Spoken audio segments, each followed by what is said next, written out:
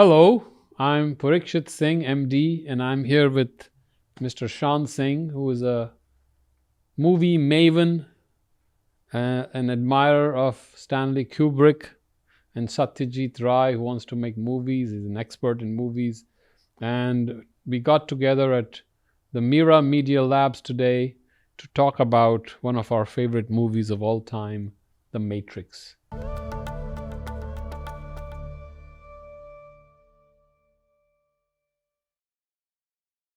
And Shaan, of course, has done a course in movies at Hofstra University. He loves to write reviews in various journals online and has also worked in creating his own movies, and he uses drones for shooting various films. So he knows more about movies. The rest I will fill in whatever is left. So Shaan, let's talk about Matrix. Since it's The Matrix? The Matrix. What is The Matrix? What is the Matrix? That is a question, if you notice, is never really answered in the movie, is it? Left in ambiguous state. Right. So what is the Matrix? What is your, as an expert, if you were going to review it, what would you say? What is The Matrix? Yeah. Or should we even define the Matrix? I think it should be left as to speculate about, to ruminate over further. Right. So it leaves that tantalizing question at the end. But if you notice, they talk about the Matrix in the beginning. In the very short, you're actually seeing the Matrix, and then you're drawn into the movie. And at the end, Neo is calling on the phone, but he's talking to the audience, and he's asking the audience to be free of the Matrix. So now you're left with the question: am I in the Matrix? So I thought that was a very beautiful way to end the movie, one of the most brilliant endings I've seen, as good as a Kubrick would have made. Would you agree with that?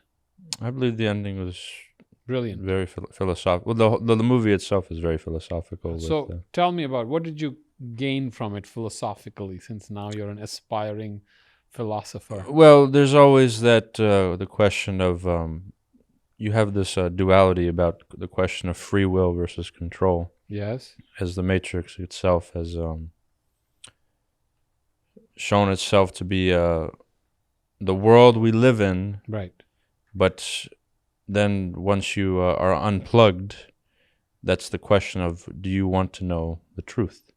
Right. Do you want to see the reality at hand, right, or not? Or do you want to be controlled by the system? So in a way, it seems to be suggesting that we are all controlled. We have no will of our own because we are in the Matrix. Eventually, you see the audience transposed into that Matrix, that you're kind of living inside the Matrix, and you realize you are in the Matrix. So if you are in the Matrix, technically you have no free will of your own. So then we go to the next image, is how do you become free of this Matrix? And that is the whole journey of the Matrix, because freedom from the Matrix is extremely difficult, almost impossible for everyone or anyone. Or rather, to put it in a clearer manner, being in the Matrix, to fight the Matrix is almost impossible. The Matrix is almost superhuman. You just can't fight it. And wherever you go, it assumes phenomenal powers. You cannot destroy it. It's no matter how good you are in fighting, it'll destroy. Even someone like Morpheus or even Neo is beaten up by his one of those Matrix. What are those? Enforcers? What do they call them? The agents, as they call them. The agents. Yeah. So what is the motif that is used in the movie to become free?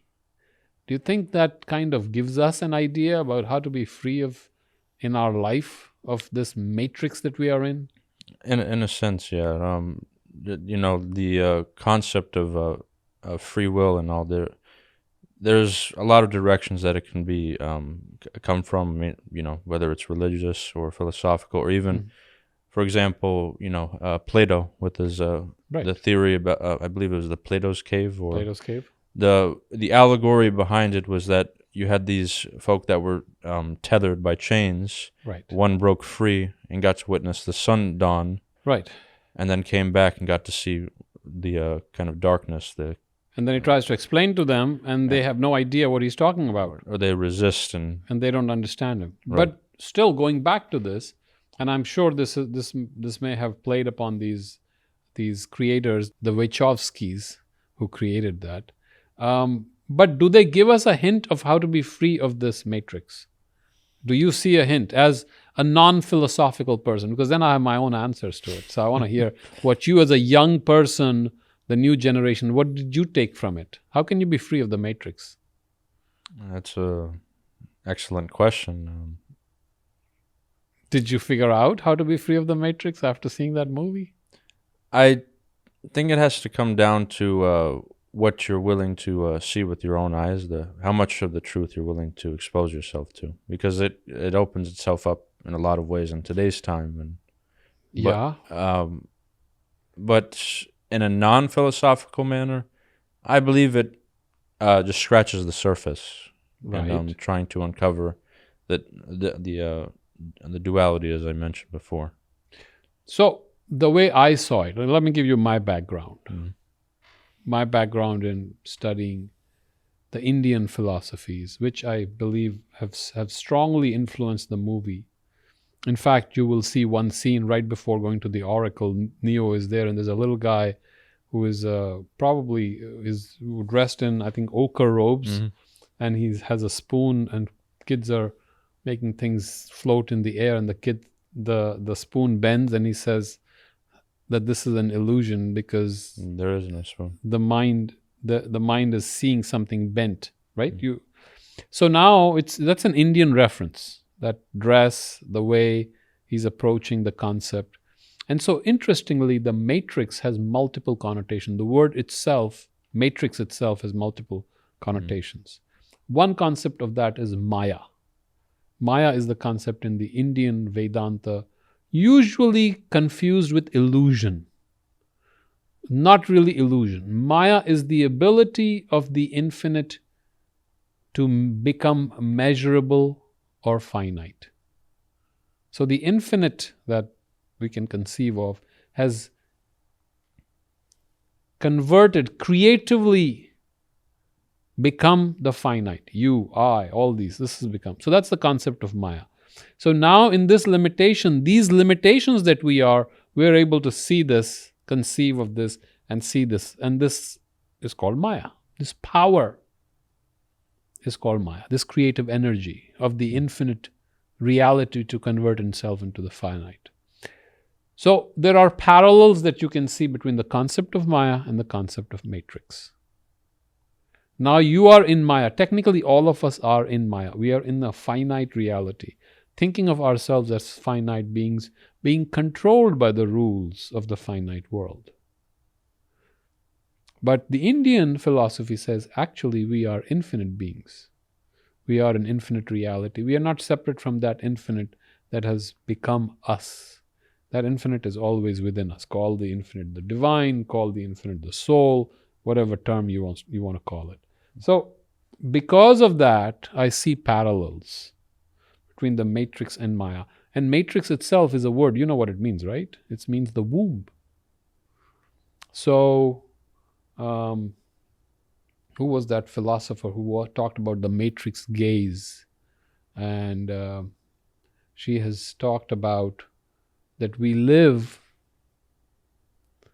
in a world of feminine creation or energy. And I will get the name right. And so she used the word matrix gaze. The feminine power has created all of us, is upholding all of us, including those who are masculine.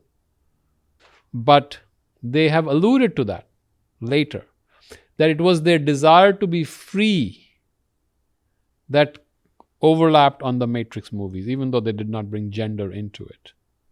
So that's an interesting reference because you love those references in your reviews. There was a mention of that, I think, back in 2016 about again, Yes. if we're not going to be getting in the subject of We can talk about it in a general way without getting into the politics of it, but they actually acknowledged that this was an important consideration factor, right. although they were perhaps not very conscious of it. So the matrix means the womb, which means we are in this womb of infinite creation, and we are part of that infinite creation. Now, how do you become free of that? So I always take this into the philosophy of Sankhya. Sankhya is all this is created, Prakriti, creation, but there is something always free of it. That is our consciousness. Our pure consciousness is always free of this. Now, to me, it was a very clear understanding that if I move into my pure consciousness, this whole matrix collapses. That's how I understood the movie. Again, I'm a very biased Indian reader of philosophy. But of course, I wonder if you thought about it the same way. To an extent, yes, I did consider that becoming fully conscious of, the world, what we sense, what we hear, what we see. Right. It's all part of the understanding. But would you have had this understanding if I had not given you the Indian context? Or it would have lingered somewhere, like probably would have like lingered. a thorn in your head, as Morpheus says. You mean splinter? A splinter in your head, right? Okay, so let's talk more about, since you are the expert on the camera work, let's talk about the bullet time. Explain to me, as a non-movie connoisseur, non-connoisseur of movies, what is this bullet time where you show the things speeding up, but actually you're slowing them down? So that's directly inspired by some anime works, Akira, Ghost in the Shell. The Wachowskis were inspired by that. There's also a little play on, because this bullet time, how they slowed it down, so you see the bullet effects in the film, right? Or how he was dodging them, or just sticking his hand up, right? It kind of jumps into that. What would you say? Cyberpunk. Cyberpunk. Yes. I forgot the gentleman's name that mentioned it, but he said that the Matrix is the epitome of the cyberpunk. Right. Genre. And some, I think the Hong Kong movies, right, martial arts, right, absolutely. They brought those references. Yeah, action cinema, the choreography that you've seen a lot of action films. So how do they film it? How do you do this bullet time? That makes me very curious. It's it's a lot of setup and green screen to get the movement right, and then. Yeah. Can you do that for me? Can I do bullet time, dodging bullets? I would love to do that someday. We can like have karate or something, beating people up, like the jujitsu. Well, it's always you know how when they do the strikes, all these cool little edits on camera. Yeah, it's all camera work you promise me that you'll shoot me in those scenes. Bullet time. Well, I don't know about bullet time yet. We might need at least 50 we'll cameras. Get Mitch as an agent. And Mike Rubino is one of our agents, is shooting at me, and I'm dodging them, and maybe we can get a couple of people, like Morpheus and all. And can we do that? I mean, I would love to be shot in that. I think you should. If you're talking some about Morpheus. I've always. I think a good recommendation would be Dr. Fana. Dr. Miguel Fana would play a great Morpheus. He's got the look. So you just have to get the sunglasses. So that brings me to this. Look at the names. The names: Morpheus, Neo, Trinity, Cypher. Nebuchadnezzar. I hope I'm pronouncing it right. Zion. Nebuchadnezzar, I believe. Nebuchadnezzar. Okay, Nebuchadnezzar. So those are all very biblical references. Absolutely. So, and then at the end, he has another birth, kind of, where he dies, and then the woman's love, Trinity's love, brings him back. And that theme was also touched upon in Christianity. The same thing when he was unplugged at just around the end of the first act, and then they had to rescue him from the waters. Kind of the same thing you're talking about right there. So a second birth, but this is kind of a spiritual birth at the end, when he realizes he is closely identified with the reality of the matrix, and the reality only breaks when he is dead. That's when it collapses, and her love brings him back. That is how I understood it. Also, kind of like a suspension of disbelief for a moment, like Suspension of belief, you mean? no, of His disbelief. belief in the matrix goes away. That's the suspension of belief. No? Okay, suspension of well, in that case, the love kind of trumps logic, since you have Right, that, but logic, he's dead. That's the logic. I'm dead. right. But in that case, as you were just mentioning, the spiritual love trumps that. Right. But that's a very Christian theme. Love bringing us back to life. Love being the new life. Yeah. So that's another theme they touch upon. The love aspect, Right. and then you still have your biblical references Right. and the names, and again, duality. What path will you choose? Same thing, as you mentioned, materialism and the Right. Spiritual. spiritual. Yeah. So there are other references, and I'm very proud to say that I picked up those references while you studio guys, camera experts, movie buffs missed out on those references. One obvious one is Jean Baudrillard. And I've talked about Jean Baudrillard because I love reading him. And one of his books is actually where Neo keeps his discs. And when he picks up the disc, you can see it. Yes, right in the opening. I forgot the name. The simulation and simulacrum, right? So I think, or the other way around. Didn't I don't remember how to pronounce. Jean Baudrillard. You got to be French. You got to know a little French. Well, didn't he discuss how consumerism has kind of gotten to the way that we perceive?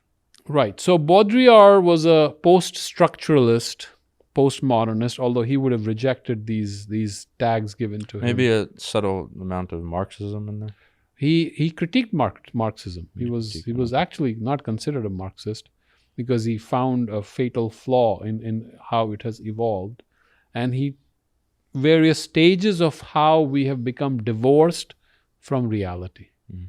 So before the industrial era, we lived according to reality. We were in touch with reality. Then images were used as industrial society, consumerism happened, and the understanding was if I need something, the economic system supplies it to me and I buy it. Now we have reached a point where needs have kind of disappeared and we are being conditioned into wants. I want it because it's cool, and there's a really cool guy jumping into the pool, so I want to be there at that tourist facility, or this beautiful model is at the beach, right? Or she's surfing. I want to buy that beer that she drank after she came on, was done with the surfing. So those wants have replaced our needs, and we have kind of been divorced from reality. We are in social media, so we're not in touch with reality. Virtual reality, gamification.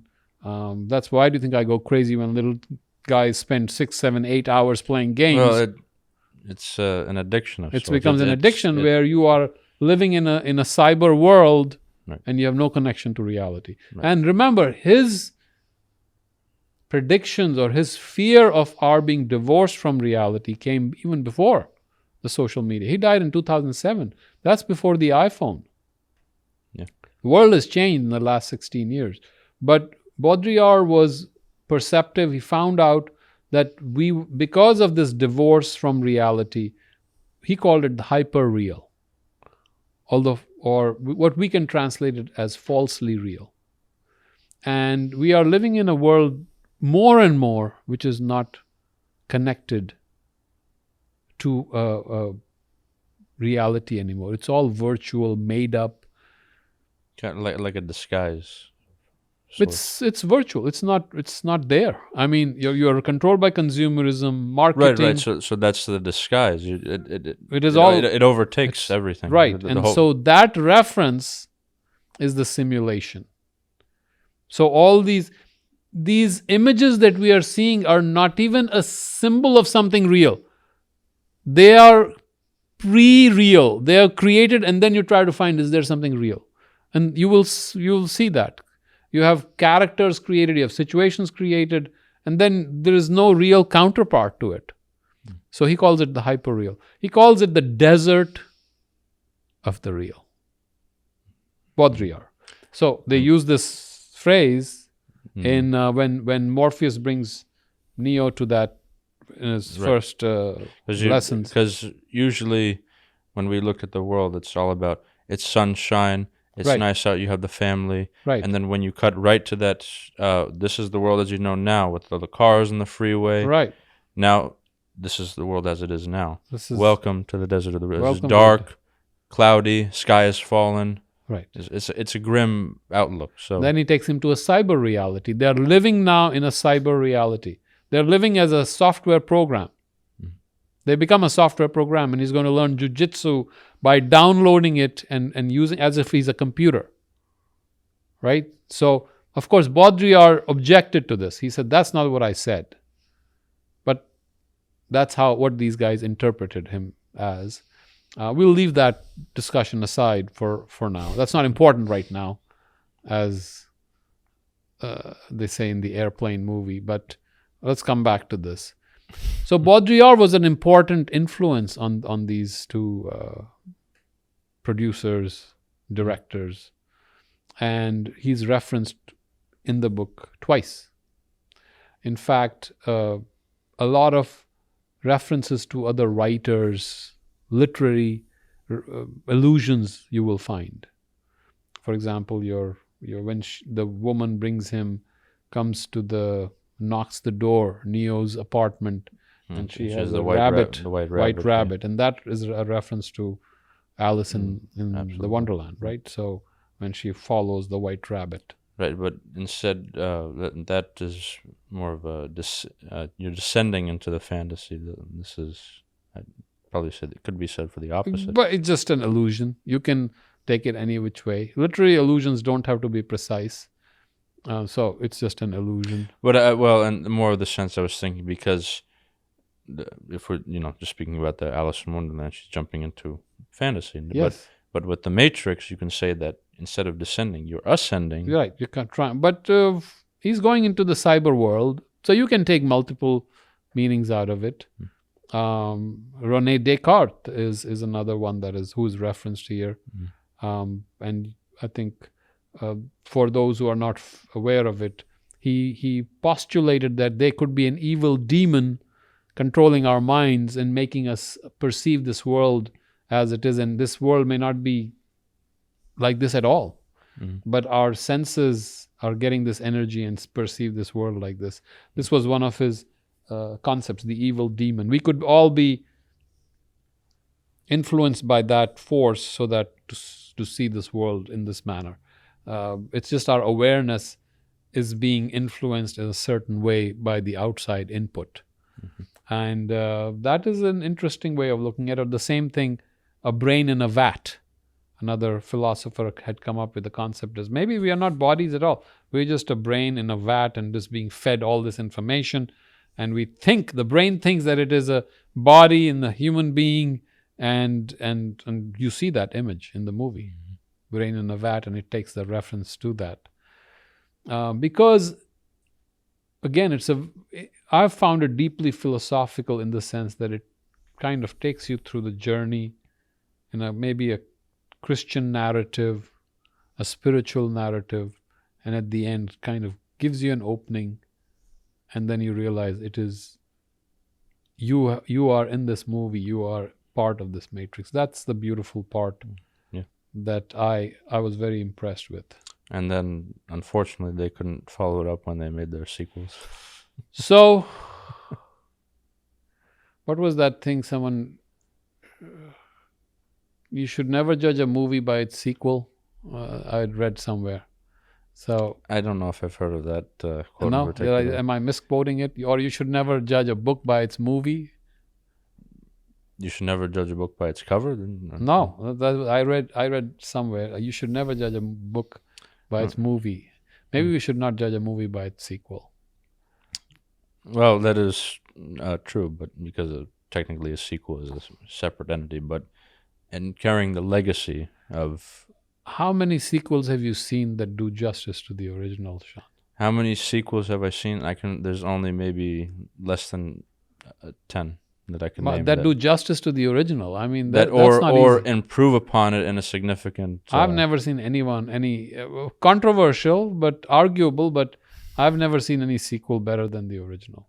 Maybe you'll say The Godfather too. Ooh, now I have to chime in. I'm sorry. So I was trying to be quiet through this whole thing, but now I'm going to chime okay, in. this is a message from a bot. This is not a real person. But Mr. Mitch over here's got a point. You have Godfather Part 2. That's not better than Godfather Part 1. I'm sorry. That's arguable. That'll be another discussion. The Empire Strikes Back. Empire Strikes Back was actually conceived as a 3-part movie right from the beginning. So you can't really call it a sequel. Actually, what happened was then he tried to go to make and wanted to make 3 prequels, which were a disaster compared to what those. So 3 movies. Also your opinion. No, but the 3 movies were conceived as one. So what was that? The Return of the Jedi, The Empire Strikes Back, and I forget the word. A New Hope. A New Hope. So these were all one movie, which because they were so long, they were epic. So that is the truth. But the prequels, I can't think of the prequel doing justice to the organicity, the completeness of the Star Wars. What else? What else do you want to say, Mitch? Terminator 2 Judgment Day is far better than the first one. No, I'm sorry, I disagree. Because the story of... yes, there was better technology. But the human story of the Terminator, the human story connects you far deeper than the human story in Terminator 2. Although Terminator 2 is a good sequel. A good sequel. They're both incredible movies, I will say. Yes, that. I'll agree to that. I'll buy that. You can't say Terminator 2 is better than Terminator 1. I have a hard time accepting it. Now, technology, better in Terminator 2. But the storyline, human... something that you can relate to was better in the Terminator. Well, yes, and also then you have the time loop thing where he gets sent back in time and then becomes the father of John Connor. That's right. That's brilliant. So I'm sorry. I persist with my theory that creating a great sequel is an exception rather than the rule, and an exception seldom proves the rule. Usually sequels are made not to improve on the first one. You know why they're made. They're made to make a little more money, to cash on the chips, and to leverage that popularity to get you another deal, which is okay. Right. But as we've seen... just deviating. Since we've already deviated this is important because Matrix 4 and Matrix... I don't know if there's a Matrix 5. No. So... I was going to get to that. So it seems that now, because of the way they've been, the IP's intellectual properties of these respective legacies, genres, films, were great in one time. They can't be carried over to, like the 4th one that just came out, The Matrix Resurrections. It lost money for the studio. It did. Same thing with the Indiana Jones with Harrison Ford returning. It should lose money. Serves them right. Ooh. Both of those are good movies. Sorry. Okay, now I disagree on that. Okay, so you guys, why don't you go in... Maybe Indiana Jones fine. Okay, Mike wants to talk about, especially the last 2 you talked about. Now we're bringing Mike in. I'll give you the nod. Indiana Jones 5. But not Matrix 4. Go ahead. What? So the fourth Matrix movie, I like that the first act, the machines were almost creating an illusion to the audience and to Neo. And they were making the audience question their own reality in the first act. And then in the second act, that gets dissolved.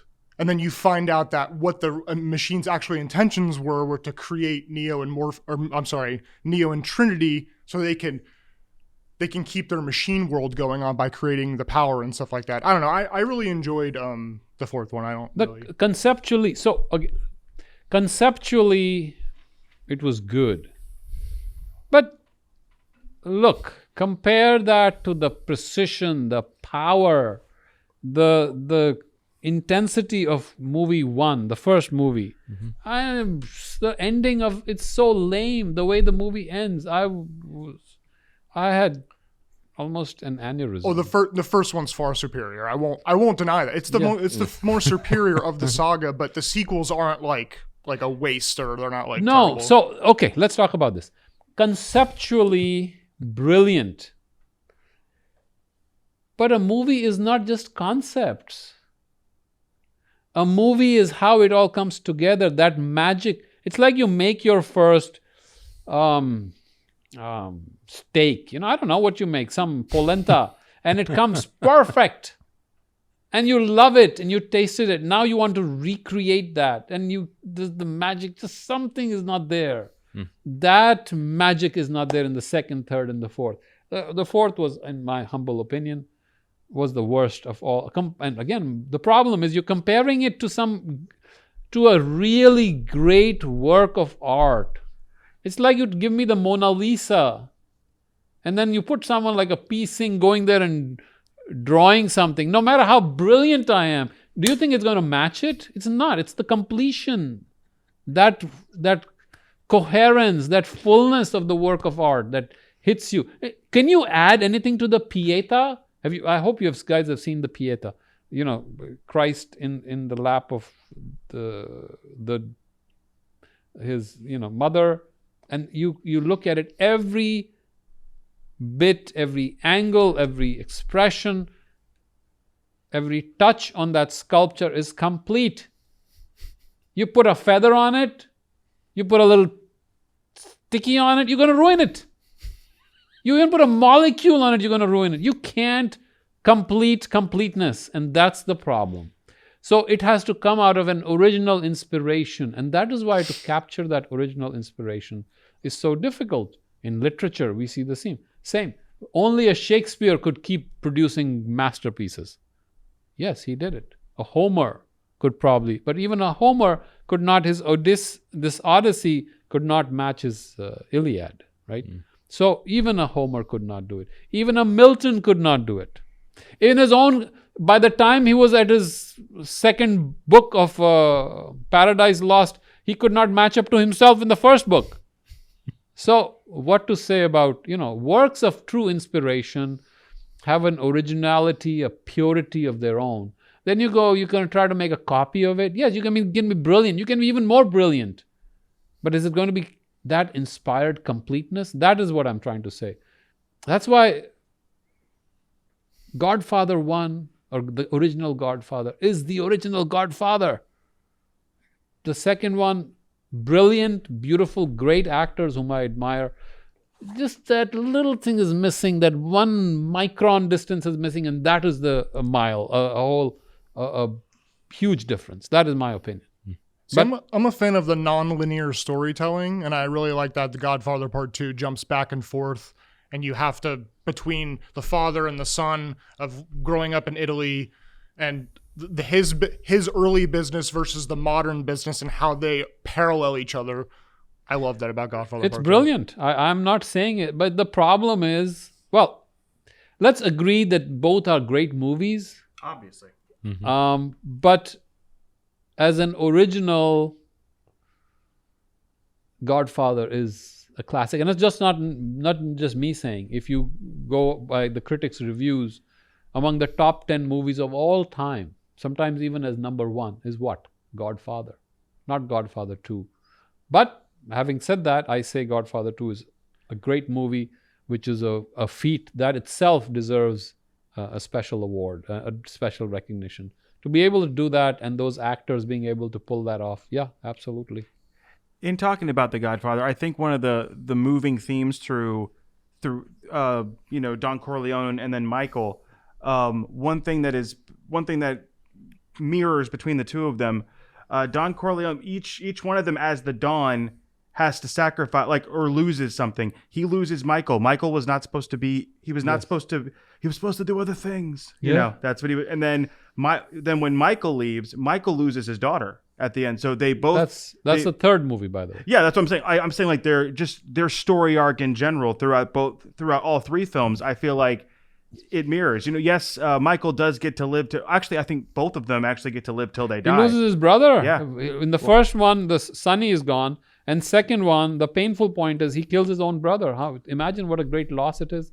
The movie ends with the death of his mother caused by him. Yeah. So, and this is a brother, so he loses his second brother. His family is gone. And if you go back to The Godfather, what is The Godfather about? Godfather is really, people think it's all about fighting and killing. No, it's about family. Yes. Yes. Your brain has gone soft with that comedy. You're running around with that girl. So it is not. It is about family, and that's the beautiful part. And they lose their family in the quest to be successful.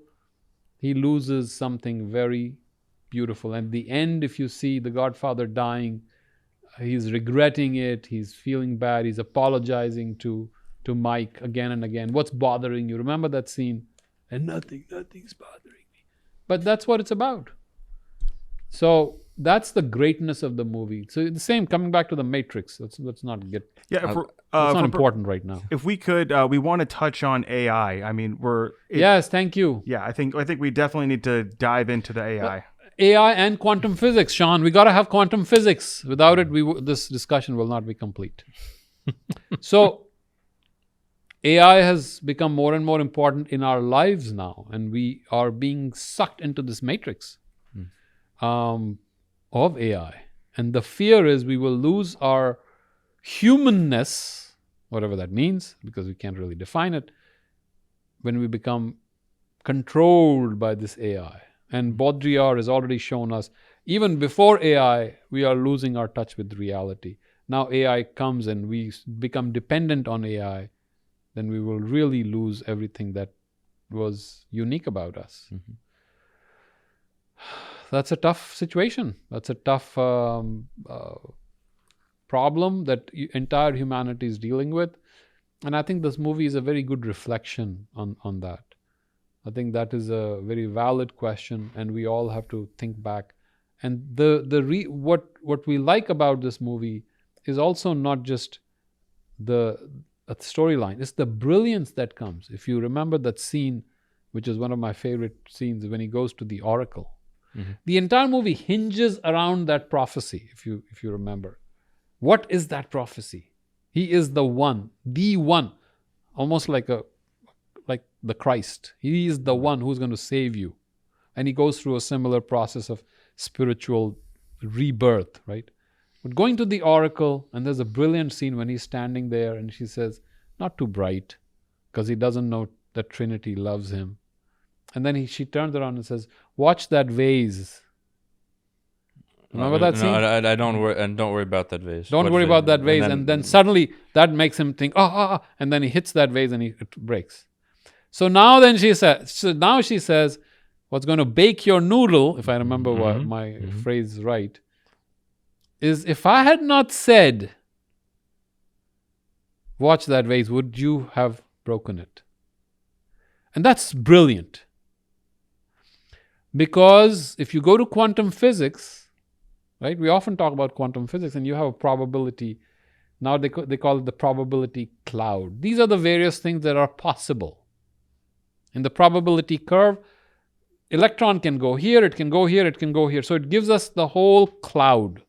This is where the cloud will be. And the moment you measure it, that entire loop collapses and you have the cloud is right, the electron is where it is. It is no longer in a range of probability. That's my little quantum physics, okay? That's what I loved about quantum physics. Now, the possibilities that he's standing there, anything is possible. The moment she says it, she has made that thing happen just by bringing it to his attention. By bringing it to his attention, what could happen, she has made it happen. So our consciousness often works like that. And this gave me a great insight into how to understand quantum physics myself. So I had to bring in some quantum physics. But you can't have a discussion on movies without bringing some physics involved. We did bullet time, so got to have quantum physics. Absolutely. Um, You also don't forget that when you were speaking about religious, when she pointed to him about the sign above his head in Latin, know thyself. know thyself. That's one of the most beautiful, again, takes you back to Socrates, Mm-hmm. and then takes you further back to the Indian yoga, Indian systems of self-knowledge.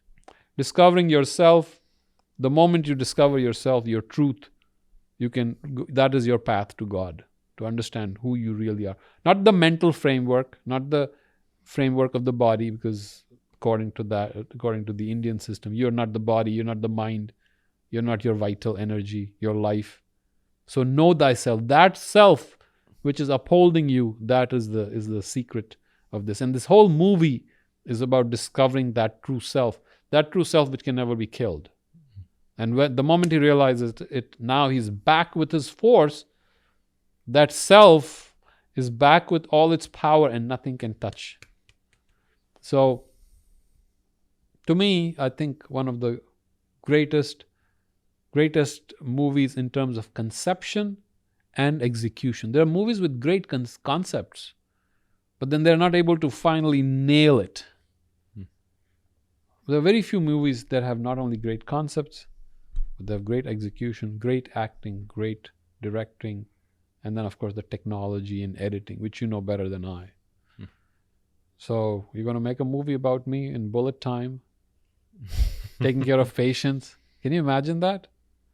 Well, don't tell me you're gonna be holding needles up to the patients. I mean, Yeah, bullet time in with bullet time, the needle going into the arm. That would be really cool. then you have to see the ring of effects come when you That's just, right, something like that. You have to see the heart pounding, so you see Oh my God. pulsating. That's a good idea. Maybe the heart pounds so much when the needle inches closer and closer. But you'll have to figure it out. You're the artist. Oh, so are you? Well, not a movie. Well, everyone's an artist. So. Yeah, but we hide it. So if you know thyself, maybe you'll find the true artist within. Okay. Any other questions you have about the Matrix? Mitch, are you around, Mitch? I'm here. Yes, I'm here, sir. Where art thou? Mike, you got something? Mike's coming over, so let's Oh see my what Mike God, has to these say. guys, you guys have really prepared. You should have been sitting with us in the studio. This is just a callback to something Partho said. He was talking about you guys were talking about the guru, and the guru will present itself when you're looking for it. I kind of feel like that's Morpheus. Yes, that's correct. When the disciple is ready, the master appears. That's the ancient Zen wisdom. But then, when the disciple is truly ready, the master disappears. So that's the corollary to that wisdom. So then the disciple himself becomes a very accomplished being and is able to do his own thing or fulfill his purpose. Yeah, absolutely right. And I also noticed, please correct me if I'm wrong, in the Vedic text of the Maya, it connotates a magic show or an illusion where things appear to be present but are not what they seem. That's right. And that is, I think, that too is a reference to the Chinese Zhuangzi, if you know the famous statement from him. He woke up one morning and he was very perplexed. So his disciple asks him, Master, why are you so perplexed? So he says, I have a real serious problem. Well, what's the problem, Master? He says, last night I fell asleep and in my dream I had become a butterfly. Says, that's good, isn't it? He says, no. Because now I do not know if I'm Zhuangzi dreaming of becoming a butterfly or a butterfly dreaming of being Zhuangzi. So this is again referenced in the movie in a different way when I think Morpheus tells him, can you imagine being in a dream and that dream appears to be more real than the dream? Something like that, right? There's a reference to that. So absolutely, there's a reference to the ancient Chinese wisdom connecting us to Taoism. Any other thoughts you have? Or Mitch, Mike, you have any thoughts about the movie? Are you happy? We can do a Matrix 2. We can have another discussion called Matrix Revisited or Reloaded. Oh dear. What was that? That's Reloaded? that. Yeah. Well, Matrix Reloaded is the that's sequel. copyright. More. It will be more like Matrix Unloaded. We'll call this Matrix Unloaded. That's better. actually a That's great better. title. Also, sir, one more sequel. Yes, sir. The Dark Knight. Okay, The Dark Knight. Were they really a sequel, or were all three designed at one go from the beginning? I'm with Dr. Singh on that. I think all three are they're all beautifully designed into that nice trinity of films. They were conceived as a trio, But you could as say a the same. trinity, shall But we the say? same thing you could say for the Matrix. No, Matrix. They made the movie and then they created number 2 and number 3. But then they got greedy. They wanted to make money. Oh, it's fine. It's okay. Well, this is a little subjective. The directors might argue on that sense because apparently they had some. I didn't read it much into it, but they had some plans on more of the deconstruction of the second and third one. You don't believe that, do you? I'd They say that's did not subjective. have- Subjective. That's called spinning. They did not have the idea of a sequel. They did not even know that this was going to be a madly successful movie. This was a small movie, more like an indie movie. They created it out of passion. They wanted to say something. They did it. Now they become fat and sassy and they say, okay, this was an original idea that I had and it's part of these 2 and 3. You can look at the movies and you'll say, no. No. Well, I agree with you to an extent, Thank but you. I'm just saying that this is something that No. was not mentioned. Sean, I refuse to accept it. So what do you want to accept? I accept that this movie was a brilliant movie. It's a it movie is. that presents a great exploration in our own psyche and kind of presents a existential situation, technological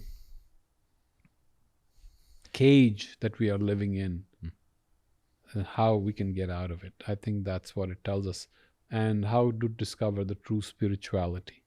That's why I find it was a brilliant movie. That I'll accept. I think it keeps us asking questions too. That's correct. Always. That's correct. And the problem with movie 2 and movie 3 is he tries to answer those questions, and he shouldn't even have bothered. He should have let these questions be and let it be a masterpiece. It's like Casablanca. Can you imagine creating another Casablanca after that? Really? Or another Citizen Kane. Or another Citizen Kane? The guy's dead. What are you going to do now? You're going to do a review and go back in time? What happened to him? No. I refuse it. Or Kurosawa coming and Seven Samurai. Mike's got something. Well, I just think sometimes with I agree with you. There's money behind. Let's make a sequel. We made money on the first Yes. one, but I do think there are times where there are good intentions Of behind course, that. I'll buy that. There might be Where points. they're not looking to make just a product. They want to say something. All right, you want to believe it? I will let you believe it. You Well, have even the, Star Wars, you're not wrong. He conceived of 3 movies, but George wasn't even sure if the first one was going to take off. Yes, he wasn't. That's why he put out one and see how it goes. And even in the commentary of those movies, he says he changed some things along the way. Even though he did conceive of 3, but he did change things. all great artists do that. Picasso, while drawing, would change his work because you're flowing with inspiration. I mean, Kubrick would change it. While on the last day of the shooting, he would come and change the script completely, and his actors would go crazy on him. And he would, even while shooting the film, he would change. He'd shoot it 116 times, and they would say, "Why do you do that?" And then he would say, "But don't you want to get it right?" So that was Kubrick. So great artists will do that. Everybody who has flowing with that inspiration will always find the right expression, the perfect shot, the perfect scene that melds with the rest of the movie. That's my humble opinion. So I think we have unloaded the Matrix finally, Sean. We've been wanting to do it for a long time. At least I have. Downloaded, maybe. I think Unloaded is better. I think Unloaded is better. There's so much more to talk about, but I think we'll call it a day. And I think you should. Well, obviously it's not in the same league, but maybe you should talk about Us, Jordan Peele's Us is a great movie, not in the same league, but Us is another great movie with a great metaphor that he has given. And the whole movie, Matrix, is actually a metaphor. It works like a motif, the entire movie. Sixth Sense, I would love to discuss with you someday, because that's another great movie. I'd have to brush up on that. You've got to brush up on it, because I've brushed up on it so many times. Maybe we should talk about The Godfather, which you guys seem to be having issues with, but we'll Well, talk about it was only the question of saying, because part 2 is very good. It is very good. Yeah. But it's an exception. And exceptions, Shaan, do not prove the rule. What rule? The rule that most sequels are not good. the rule is most sequels are not good. Most sequels. Well, Look at the average. Well, the reality is most. That's the rule. So there's an exception. One swallow does not a summer make, as the British would say. So, even though none of us here is British, but. All right. Thank you. We appreciate you. You saw some passionate comments about the Matrix. And of course, they are all wrong, unfortunately, and I'm right, but I won't say that because I'm humble. I would never say such a thing. And we will allow them to speak their mind. But remember what I said. They are wrong. Thank you. We appreciate you. And next time, maybe we'll have another movie and maybe we'll allow them to speak the same way and encourage them, even if they are not correct.